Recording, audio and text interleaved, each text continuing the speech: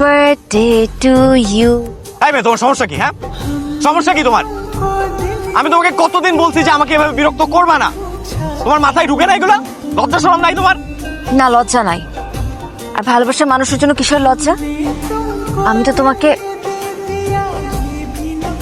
ভালোবাসি।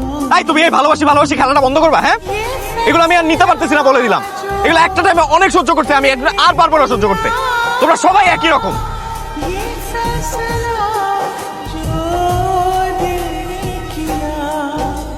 তুমি আমাকে আর আর কি? হ্যাঁ, আর কি বলবা? যে তুমি সবার মতো না? এসব ভুয়া কথা আমারে বইলো না। তোমরা সবাই একই রকম। সরো এখান থেকে, সরো। আর কোনোদিন তুমি আমার সামনে আসবে না বলে দিচ্ছি। আমি ভাবছিলাম আমি বাবার সাথে ওর বিষয়ে কথা বলবো, আমার বিয়ে ক্যান্সেল করব, কিন্তু যেভাবে আমার ইগো হার্ট করতেছে, আমার মনে হয় এখন ওকে ওর অবস্থানটা বুঝায় দেওয়া দরকার। কুত্তার মতন ওকে আমি আমার পেছনে ঘুরাবো।